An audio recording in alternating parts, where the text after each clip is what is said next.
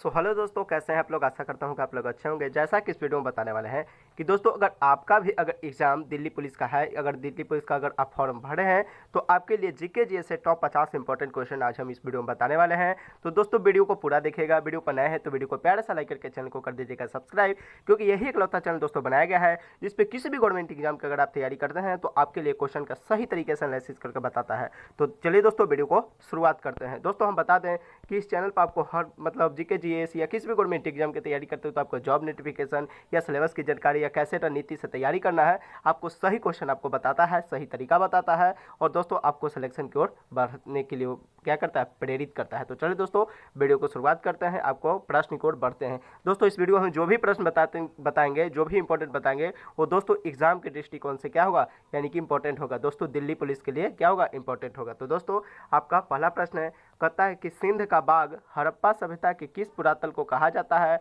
तो दोस्तों किसको कहा जाता है, तो दोस्तों मोहनजोदड़ो के पुरास्थल को कहा जाता है। तो आपका राइट आंसर क्या हो जाएगा, मोहनजोदड़ो के पुरास्थल को कहा जाता है। दोस्तों दूसरा प्रश्न करता है कि मृतकों का टीला हड़प्पा सभ्यता के किस पुरास्थल को कहा गया है। तो दोस्तों आपका राइट आंसर मोहनजोदड़ो पुरास्थल को कहा गया है। तो आपका राइट आंसर क्या हो जाएगा, है मोहनजोदड़ो का पुरास्थल। दो प्रश्न यहाँ से है तो दोनों को क्या करना है, एकदम इंपॉर्टेंट समझकर याद करके चलना है। दोस्तों इस वीडियो को वही मतलब लोग लाइक करते हैं, वही वीडियो लोग देखते हैं जिनको कुछ ना कुछ बनना है, जिनको सिलेक्शन लेना है। ठीक है, फालतू का लोग इस पे वीडियो नहीं देखते, हमको पता है। तो कोई बात ना दोस्तों, आप वीडियो को लाइक करके चैनल को करके सब्सक्राइब जोड़ सकते हैं, क्योंकि अगर मान लीजिए दिल्ली पुलिस का नहीं करते हैं तो आप एमपी पुलिस के करते होंगे, बिहार दरोगा के करते हैं या किसी भी गवर्नमेंट एग्जाम के आप तो तैयारी करते ही होंगे। तो आपके लिए क्वेश्चन सही तरीके से बताता है और आपके लिए क्या है, ये चैनल मतलब महत्वपूर्ण चैनल है। ठीक है, आपके लिए क्या सहयोग करके बनाया गया है। तो आपका तीसरा नंबर प्रश्न कहता है कि किस ग्रह पर पृथ्वी के समान ऋतु पाई जाती है। तो दोस्तों पृथ्वी के जैसा जो ऋतु जो पाई जाती है वो मंगल ग्रह पर पाया जाता है। तो आपका राइट आंसर क्या हो जाएगा, मंगल ग्रह हो जाएगा। दोस्तों आपका अगला प्रश्न है कि नीला ग्रह किसे कहा जाता है। तो दोस्तों नीला ग्रह पृथ्वी को कहा जाता है। दोस्तों अगर एक मतलब यहाँ से एक क्वेश्चन और घुमाता है कि नीला ग्रह है वो क्यों कहा जाता है, पृथ्वी को नीला ग्रह क्यों कहा जाता है। तो दोस्तों आपका ऑप्शन में रहेगा जल की अधिकता के कारण। क्यों, क्योंकि पृथ्वी में 71% जल है इसीलिए, क्योंकि और 29% क्या है, स्थल है। तो जल की अधिकता के कारण क्या कहा जाता है, पृथ्वी को क्या कहा जाता है, नीला ग्रह कहा जाता है। तो आपका अभी ऑप्शन में क्या मतलब अभी फिलहाल क्या पूछ रहा है कि नीला ग्रह किसे कहा जाता है, तो आपको पृथ्वी याद रखना है। दोस्तों हम एक क्वेश्चन से 3 मतलब फैक्ट बताते हैं ताकि आपको क्या कहीं से क्वेश्चन ना छूटे। ठीक है, और वही क्वेश्चन दोस्तों बताते हैं जो आपको एग्जाम में आए, दिमाग में और समझ में आए। तो चलिए दोस्तों अगला प्रश्न है कि विश्व का वह कौन सा शहर है जिसे ब्रह्मांड के 9 ग्रहों को ध्यान में रखकर बनाया गया है। तो दोस्तों यानी कि वह कौन सा शहर है जिसे ब्रह्मांड के 9 ग्रहों को ध्यान में रखकर बनाया गया है। तो दोस्तों वो जो शहर है वो क्या है, जयपुर है। वो जयपुर कहाँ है, तो दोस्तों राजस्थान में। तो आपका राइट आंसर क्या हो, जयपुर हो जाएगा। ऐसे तो ऑप्शन में जयपुर ही देता है, लेकिन दोस्तों बताए दे कहीं कहीं राजस्थान भी देता है। क्यों, क्योंकि राजस्थान में ही तो जयपुर है, राजस्थान राज्य है और जयपुर क्या राजधानी है। ठीक है, तो चलिए दोस्तों आपका अगला प्रश्न है कि मनुष्य के शरीर में कितने दांत होते हैं। तो दोस्तों हम बता दें कि मनुष्य के शरीर में टोटल 32 दांत होते हैं। तो दोस्तों समानता अगर पूछा जाए, नॉर्मल तो समानता यही पूछता है कि मनुष्य के शरीर में कितने दांत होते हैं, तो टोटल आपका कितना होगा, 32। आपका राइट आंसर। दोस्तों 7वां नंबर प्रश्न कहता है कि दूध में कौन सा कार्बोहाइड्रेट पाया जाता है। तो दोस्तों अगर जब भी पूछे दूध में तो आपका राइट आंसर लैक्टोज हो जाएगा। तो राइट आंसर क्या हो जाएगा, लैक्टोज। दोस्तों आपका अगला प्रश्न है कि मानव हृदय में कुल कितने कक्ष होते हैं। दोस्तों हम पहले बता दें कि मानव जो हृदय में जो कक्ष होते हैं टोटल 4 होते हैं। देखिए मानव हृदय ऐसा कुछ आकृति का रहता है। ठीक है, इसमें 4 कक्ष होते हैं, 1 2 मतलब 3, ये 4 हो जाता है। ठीक है, ये मतलब टोटल 4 कक्ष होते हैं। तो आपका राइट आंसर 4 हो जाएगा। दोस्तों आपका 9वां नंबर प्रश्न कहता है, एमवीवीआई प्रश्न है कि भारत में सर्वाधिक शाखा वाला बैंक कौन सा है। यानी कि ऐसा कौन सा बैंक है जिसका भारत में सबसे ज़्यादा शाखा है। तो दोस्तों आपका राइट आंसर भारतीय स्टेट बैंक ऑफ इंडिया हो जाएगा। तो आपका राइट आंसर भारतीय स्टेट बैंक। ठीक है, आपका 10वां नंबर प्रश्न कहता है कि किस भारतीय बैंक की यानी कि किस ऐसी भारतीय बैंक की विदेशी में सर्वाधिक शाखाएं हैं। तो किसकी है, तो स्टेट बैंक ऑफ इंडिया की यानी एसबीआई को। तो आपका right answer state bank of India हो जाएगा। चलिए दोस्तों अगले प्रश्न की ओर बढ़ते हैं।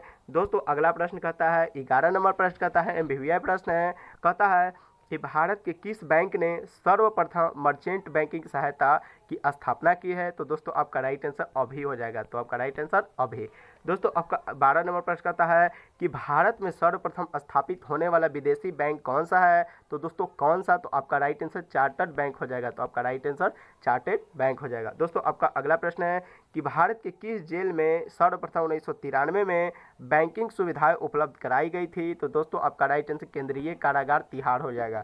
आपका राइट आंसर क्या हो जाएगा, केंद्रीय कारागार तिहाड़ हो जाएगा। दोस्तों आपका अगला प्रश्न है कि भारत के किस बैंक ने सर्वप्रथम म्यूचुअल फंड का गठन किया था। तो किसने किया था, तो आपका राइट आंसर एसबीआई हो जाएगा। दोस्तों आपका अगला प्रश्न है कि स्वतंत्रता प्राप्ति के पश्चात भारत का पहला आम बजट कब प्रस्तुत किया गया था।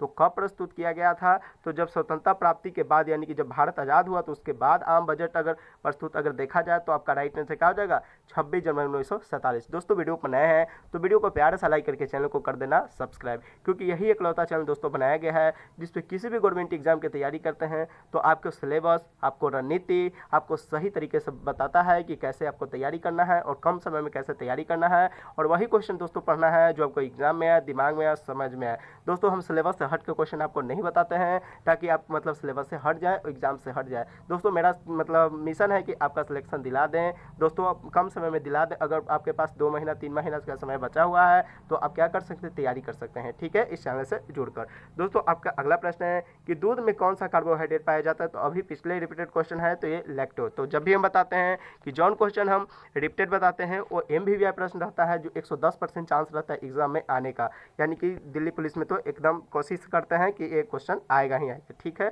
तो पहले ही बताया है कि जो क्वेश्चन रिपीटेड है वो उसको हम क्या करते हैं, वो मतलब बार बार क्वेश्चन हम रिपीटेड करवा देते हैं। दोस्तों आपका अगला प्रश्न है कि विश्व युद्ध किस वर्ष शुरू हुआ था। तो दोस्तों हम बता दें कि विश्व युद्ध 1914 में शुरू हुआ था। तो आपका राइट आंसर 1914 हो जाएगा। दोस्तों आपका अगला प्रश्न है मानव शरीर में सबसे बड़ी अस्थि कौन सी है। तो दोस्तों मानव शरीर में जो बड़ी अस्थि है यानी हड्डी तो फीमर है। दोस्तों यहाँ से एक और प्रश्न पूछता है कि जो फीमर है वो किस अंग का हिस्सा है। तो दोस्तों जो फीमर है वो क्या है, यानी कि जांग की हड्डी है। तो आपका राइट आंसर क्या हो जाएगा, जांग की हड्डी हो जाएगा। दोस्तों आपका 19 नंबर प्रश्न कहता है, MVVI प्रश्न है कि DNA में RNA किसके उदाहरण होते हैं। तो दोस्तों जब भी यहाँ से क्वेश्चन पूछे कि DNA और RNA के बारे में अगर क्वेश्चन पूछे और किसका उदाहरण है तो दोस्तों न्यूक्लिक अम्ल हो जाएगा। तो आपका राइट आंसर क्या हो जाएगा, न्यूक्लिक अम्ल। दोस्तों आपका 20वां नंबर प्रश्न कहता है कि हृदय को पोषक तत्व कौन सी धमनियां देती है। तो कौन देती है, तो दोस्तों आपका राइट आंसर कोरोनरी धमनियां आपका राइट आंसर हो जाएगा। चलिए दोस्तों अगले प्रश्न की ओर बढ़ते हैं। अगला नंबर प्रश्न कहता है 21वां नंबर प्रश्न कहता है यहाँ पर कि नाभिकीय रिएक्टर में कौन सा तत्व ईंधन के रूप में प्रयुक्त किया जाता है। तो कौन, तो यूरेनियम होता है, यानी प्रयुक्त मतलब क्या होता है, यूरेनियम। यूरेनियम को संकेत यू से भी करते हैं। तो आपका राइट आंसर यानी यूरेनियम हो जाएगा। दोस्तों आपका अगला प्रश्न है कि करंट को मापने वाला यंत्र क्या कहलाता है। तो दोस्तों सबसे पहले हम बता दें कि करंट को क्या कहा जाता है। तो करंट को विद्युत धारा कहते हैं या लाइन भी कहते हैं। तो करंट को जब भी मापते हैं तो इसका राइट आंसर क्या हो जाएगा, यानी कि किस में मापते हैं, तो ये मीटर में। तो आपका राइट आंसर क्या हो जाएगा, ये मीटर हो जाएगा। दोस्तों आपका अगला प्रश्न है कि प्रकाश को तंतुओं में ले जाने वाली तकनीकी क्या कहलाती है। तो दोस्तों जब भी प्रकाश को ले जाते हैं तो ये ऑप्टिकल फाइबर कहलाती है। तो राइट आंसर क्या हो जाएगा, ऑप्टिकल फाइबर हो जाएगा। दोस्तों आपका 24वां प्रश्न कहता है कि हड़प्पा सभ्यता किस काल से संबंधित मानी जाती है। तो दोस्तों आपका राइट आंसर होगा यानी क्या हो जाएगा, तो प्रस्तर युगीन हो जाएगा। आपका राइट आंसर क्या होगा, प्रस्तर युगीन। दोस्तों आपका 25वां प्रश्न कहता है, MVVI प्रश्न है, कहता है कि सिंध का यानी सिंध का बाघ हड़प्पा सभ्यता के किस पुरास्थल को कहा जाता है। तो दोस्तों आपका राइट आंसर क्या हो जाएगा, मोहनजोदड़ो के पुरास्थल हो जाएगा आपका राइट आंसर। ये रिपीटेड क्वेश्चन 1 और 2 दोनों रिपीटेड है।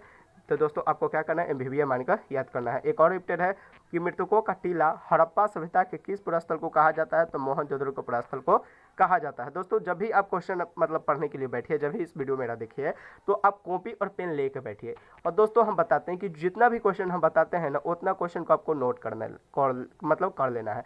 और जब तक आपका एग्जाम ना हो तब तक आपको क्या करना है, प्रैक्टिस करना है। मान लीजिए एक मतलब दिल्ली पुलिस का तैयारी कर रहे हैं, ठीक है, तो दिल्ली पुलिस के क्या करें 50 क्वेश्चन आप पढ़ रहे हैं तो 50 क्वेश्चन आप लिख लिए, ठीक है, और फिर कल आपको मतलब दिल्ली पुलिस का 50 बताए तो आपका 100 हो गया। टोटल 50 करा तो कितना होगा, मतलब बहुत सारा क्वेश्चन हो गया। उसको आप रिवाइज कीजिएगा, उसमें से आपको 40 से 50% का क्वेश्चन यहीं से जीके जी से लड़ जाएगा। आप जो भी कोचिंग संस्था से पढ़ें उससे तो पढ़ ही रहे हैं, ठीक है, तो उससे मटेरियल आपको मिल ही रहा है तो उसमें भी पढ़िए, थोड़ा सा इसमें भी समय दीजिए, क्योंकि अगर इसमें नहीं दीजिएगा तो आपको मतलब क्वेश्चन नहीं बन पाएगा दोस्तों, आपका सिलेक्शन नहीं हो पाएगा। इसलिए बोलते हैं कि वही क्वेश्चन लेकर आते हैं जो आपको एग्जाम में या दिमाग में और समझ में आए। तो चलिए दोस्तों आपका अगला प्रश्न है कहता है कि भारतीय संविधान सभा ने संविधान निर्माण कार्य किस दिन प्रारंभ किया था? तो दोस्तों आपका राइट आंसर हो जाएगा 9 दिसंबर 1946 को क्या किया था? प्रारंभ कर दिया था कि संविधान बनाना है तो प्रारंभ कर दिया जाएगा। ठीक है दोस्तों, आपका 28वां प्रश्न कहता है कि संविधान सभा ने कितने धाराओं और कितने अनुसूचियों को संविधान में स्वीकृत कर मतलब प्रदान कर दिया गया था? तो दोस्तों हम बता दें कि टोटल 395 धारा मतलब अनुच्छेद और 8 जो है वो अनुसूचियां हैं। तो दोस्तों आपका राइट आंसर क्या हो जाएगा? क्वेश्चन हमेशा पूछता है कि 395 कितना है धारा है और 8 कितना है अनुसूचियां हैं। दोस्तों आपका 29वां प्रश्न कहता है कि किस ग्रह पर पृथ्वी के समान ऋतु पाए जाते हैं? तो अभी पिछले रिपीटेड क्वेश्चन बताया है कि मंगल ग्रह पर पाया जाता है। तो दोस्तों ये भी रिपीटेड है, तो इसको भी क्या करना है? याद करके चलना है। दोस्तों आपका अगला प्रश्न यानी कि यह थोड़ा सा स्टार दे देते हैं, MBBI है कि नीला ग्रह किसे कहा जाता है? इस देखिए मतलब थोड़ा सा ऐसी पॉइंट देकर लिख दिए थे, नीला ग्रह किसे कहा जाता है? पृथ्वी को। तो ये भी रिपीटेड है, तो इसको भी क्या करना है? याद करके चलना है। दोस्तों आपका अगला प्रश्न 30वां प्रश्न कहता है कि विश्व का वह कौन सा शहर है जिसे ब्रह्मांड के 9 ग्रहों को ध्यान में रखकर बनाया गया है? यह भी रिपीटेड है दोस्तों, तो आपका जयपुर राजस्थान हो जाएगा। दोस्तों आपका राइट आंसर जयपुर राजस्थान। चलिए दोस्तों नेक्स्ट क्वेश्चन की ओर बढ़ते हैं। नेक्स्ट क्वेश्चन कहता है 31वां प्रश्न कहता है कि विश्व का सबसे बड़ा संविधान कौन सा है? तो दोस्तों बता दें कि विश्व का सबसे बड़ा संविधान भारत का संविधान है। तो आपका राइट आंसर भारत का संविधान। दोस्तों आपका 32वां प्रश्न कहता है कि भारतीय संविधान का स्वरूप क्या है? तो दोस्तों आपका संघीय हो जाएगा आपका राइट आंसर। दोस्तों आपका 33वां प्रश्न कहता है कि भारतीय संविधान सभा का गठन किस योजना के अधीन हुआ था? तो दोस्तों बता दें कि कैबिनेट मिशन योजना के द्वारा हुआ था। तो आपका राइट आंसर कैबिनेट मिशन योजना हो जाएगा। दोस्तों आपका 34वां प्रश्न कहता है कि भारतीय संविधान सभा ने संविधान निर्माण कार्य किस दिन प्रारंभ किया था? तो दोस्तों अभी हम कुछ देरी पहले हम बताए हैं कि दोस्तों 9 दिसंबर 1946 को क्या किया? प्रारंभ कर दिया गया था। तो दोस्तों ये भी रिपीटेड है, तो इसको भी क्या करना है? याद करके चलना है। दोस्तों आपका 35वां प्रश्न कहता है कि संविधान सभा ने कितने धारा और कितने अनुसूचियों को संविधान में स्वीकृत कर दिया गया है? तो दोस्तों अभी पता है कि 395 अनुच्छेद और 8 क्या? अनुसूचियां हो जाएगा। ठीक है दोस्तों आपका 36वां प्रश्न कहता है कि कृत्रिम उपग्रह किसे कहा जाता है? तो दोस्तों हम बता दें कि जो मानव के द्वारा अंतरिक्ष में जो प्रक्षेपित यानी कि लगाया गया जो उपग्रह है उसे क्या कहते हैं? कृत्रिम उपग्रह कहते हैं। अब आप बोलिएगा कि प्राकृतिक उपग्रह किसे कहा जाता है? तो प्रकृति उसे कहा जाता है जो पहले से फिक्ट हो, यानी कि जो मानव के द्वारा न किया गया है। जैसे में एक चंद्रमा क्या है? एक उपग्रह है। क्यों? किसका उपग्रह है? तो पृथ्वी का। इसको भी क्या करना है? आपको ध्यान में रख के आपको याद करना है। ठीक है दोस्तों आपका 37वां प्रश्न कहता है कि दूध में कौन सा कार्बोहाइड्रेट पाया जाता है? यह भी रिपीटेड है, 2 से 3 बार रिपीटेड है, क्योंकि बार बार इंपॉर्टेंट है तो आपको हम लेकर आए हैं। तो दोस्तों आपका राइट आंसर लैक्टोज हो जाएगा। दोस्तों आपका 38वां प्रश्न कहता है कि ब्लड ग्रुप की खोज किसने की थी? तो दोस्तों हम बता दें कि ब्लड ग्रुप की जो खोज की वो कार्ल लैंडरस्टीन नामक वैज्ञानिक थे। वो क्या किए थे? ब्लड ग्रुप का खोज किए थे। तो आपका राइट आंसर कार्ल लैंडरस्टीन हो जाएगा। दोस्तों आपका अगला प्रश्न है कि विद्युत धारा की एसआई क्या क्या है? तो दोस्तों हम बता दें कि विद्युत धारा की जब भी इकाई पूछे तो आपका राइट आंसर क्या हो जाएगा? एम्पियर हो जाएगा। क्यों? क्योंकि विद्युत धारा को एम्पियर में ही क्या करते हैं? मापते हैं। तो आपका राइट आंसर विद्युत धारा का एसआई मात्रक एम्पियर हो जाएगा।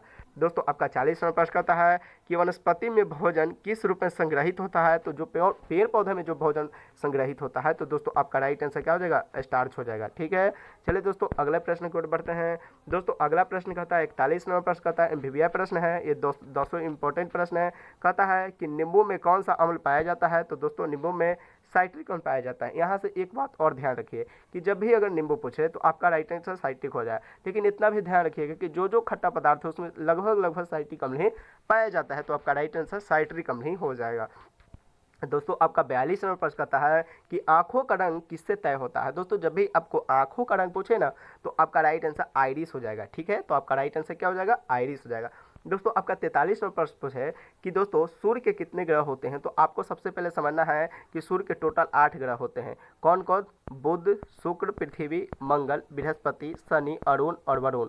टोटल 8 ग्रह होते हैं। तो आपको क्या करना है? आपको फैक्ट को याद करके चलना है। ठीक है तो दोस्तों आपका 8 हो जाएगा आपका राइट आंसर। दोस्तों आपका अगला प्रश्न है कि सूर्य के सबसे नजदीक ग्रह कौन सा है? तो दोस्तों हम सूर्य वायु भी बताएं कि बुध, शुक्र, पृथ्वी, मंगल, बृहस्पति, शनि, अरुण और वरुण। तो बुध पहले है तो पहले हो जाएगा, तो यानी कि सबसे छोटा क्या हो और सबसे नज़दीक पूछे तो बुध हो जाएगा। ठीक है दोस्तों आपका अगला प्रश्न है कि सौरमंडल का सबसे छोटा ग्रह। तो दोस्तों यहाँ से आपको याद करना है कि सबसे अगर छोटा पूछ दे तो आपका बुध हो जाएगा, सबसे बड़ा पूछ दे तो आपका राइट आंसर बृहस्पति हो जाएगा। तो लगले लगले इसलिए हम दे दिए हैं ताकि आप कंफ्यूज न होइए, ठीक है। दोस्तों इस क्वेश्चन को पढ़ के आपको ऐसा जरूर लग रहा होगा कि दोस्तों इस वीडियो पर वही क्वेश्चन बताया जाता है जो आपको एग्जाम की मतलब दृष्टिकोण से इंपॉर्टेंट हो, महत्वपूर्ण हो। तो आप पढ़ते हैं इतना दिन से, आप मतलब कोई 2 साल 3 साल 4 साल 5 साल से गवर्नमेंट एग्जाम की तैयारी कर रहे होंगे, तो दोस्तों आपको पता चल रहा है कि ये चैनल एक ऐसा चैनल बनाया गया है जिसपे मतलब वही क्वेश्चन बताया जाता है जो आपके एग्जाम के दृष्टिकोण से इंपॉर्टेंट है, ठीक है।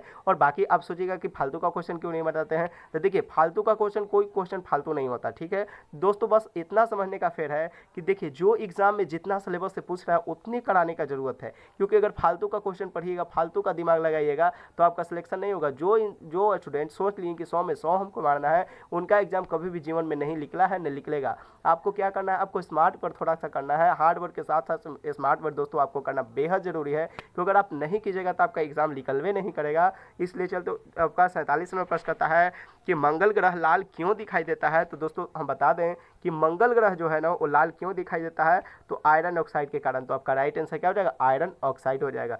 दोस्तों आपका 48 नंबर प्रश्न पूछेगा कि सौरमंडल का सर्वाधिक गर्म ग्रह कौन सा है। तो दोस्तों हम बता दें कि आपका राइट आंसर शुक्र हो जाएगा। यहाँ से 2 से 3 फैक्ट और पूछता है, ठीक है, वो भी हम आपको क्या कर देते हैं, डाउट क्लियर कर देते हैं। दोस्तों जब भी पूछे ना कि भोर का तारा किसे कहा जाता है, तो आपका शुक्र हो जाएगा। अब जब भी पूछे कि सांझ का तारा किसे कहा जाता है, तो भी आपका क्या हो जाएगा, शुक्र हो जाएगा। मतलब ये फैक्ट तो यहीं पर 48 नंबर देख ही रहे हैं कि सौरमंडल का जब गर्म ग्रह पूछे तो शुक्र हो जाएगा। अगर पूछ दे कि पृथ्वी के बहन किसे कहा जाता है, यानी कि सिस्टर किसे कहा जाता है, पृथ्वी की जो सिस्टर है वो किसे कहा जाता है, तभी शुक्र को कहा जाता है। तो दोस्तों 4 से 5 फैक्ट ऐसा है जो शुक्र से क्या बनता है, इंपॉर्टेंट बनता है। तो दोस्तों आपको क्या करना है, एमवीवीआई मान के क्या करना है, आपको याद करके चलना है, ठीक है। दोस्तों आपका 49 नंबर प्रश्न करता है, एमवीवीआई प्रश्न है कि लाल दानव क्या है। तो दोस्तों हम बता दें कि लाल दानव एक तारा है। तो आपका राइट आंसर क्या हो जाएगा, तारा हो जाएगा। दोस्तों वीडियो पर नए हैं तो वीडियो को प्यार से लाइक करके चैनल को कर देना सब्सक्राइब। दोस्तों आपका लास्ट क्वेश्चन है, यानी कि इस वीडियो का लास्ट क्वेश्चन और सबसे इंपॉर्टेंट प्रश्न कि किस ग्रह की चट्टानें पानी पर तैरती है। तो दोस्तों ऐसा कौन सा ग्रह है जिसकी जो चट्टान है वो पानी पर क्या करती है, तैरती है। तो दोस्तों हम बता दें कि बृहस्पति जो ऐसा ग्रह है जिस पर जो चट्टान जो है, उसका चट्टान जो है वो पानी पर क्या करता है, तैरता है। तो दोस्तों ये रहे आपके कुछ 50 इंपॉर्टेंट जो फैक्ट का क्वेश्चन जो आपको दिल्ली पुलिस के लिए आपको इंपॉर्टेंट है। दोस्तों अगर आप किसी भी गवर्नमेंट एग्जाम की तैयारी करते हैं तो आप इस क्वेश्चन को क्या कर सकते हैं, पढ़ सकते हैं। लेकिन खासकर अगर दिल्ली पुलिस की तैयारी करते हैं तो आपके लिए एमवीवीआई प्रश्न आपको लेकर आए हैं, जो उसी के मतलब पिछले साल जो दिल्ली पुलिस का क्वेश्चन पूछा था उसके बेस पर आपको क्या किए हैं, क्वेश्चन का प्रैक्टिस करवा रहे हैं। और दोस्तों बता दें कि अगर आप किसी भी गवर्नमेंट एग्जाम की तैयारी करते हैं तो इस चैनल पर आपको प्रैक्टिस सेट के रूप में आपको चल रहा है, यानी कि मतलब बताया जा रहा है अभी से, मतलब अभी भी समय है। अगर मान लीजिए एमपी पुलिस की तैयारी करते हैं, यानी कि ग्रुप डी की तैयारी करते हैं, यानी बिहार दरोगा, दिल्ली पुलिस या किसी भी करते हैं, किसी भी गवर्नमेंट एग्जाम की तैयारी करते हैं, तो आपके लिए बेस्ट चैनल बनाया गया है। तो आप इस चैनल से जुड़कर आपके रहिए। और दोस्तों आपको क्या करना है, हमेशा क्वेश्चन को देखते रहना है। जब भी क्वेश्चन पढ़िए तो दोस्तों आप मेरे साथ जब भी पढ़िए तो आप कॉपी और पेन लेकर बैठिए, क्योंकि हम आपको वही बताते हैं जो आपको एग्जाम में आए, दिमाग में आए और समझ में आए। दोस्तों आपको पता चल गया होगा कि हम कभी भी फालतू क्वेश्चन इधर उधर का नहीं बताते हैं। तो चलिए दोस्तों वीडियो लंबा न करते हुए वीडियो को समाप्त करते हैं। मिलते हैं दोस्तों किसी नेक्स्ट वीडियो में, तब तक की जय हिंद जय भारत। और फिर से बोलते हैं कि दोस्तों वीडियो पर नए हैं तो वीडियो को प्यार सा लाइक करके एक प्यारा सा कमेंट कर दीजिएगा कि दोस्तों वीडियो कैसा लगा, नेक्स्ट वीडियो कौन टॉपिक पर चाहिए आपको। तो चलिए दोस्तों वीडियो को समाप्त करते हैं, मिलते हैं किसी नेक्स्ट वीडियो में, तब तक की जय हिंद जय भारत।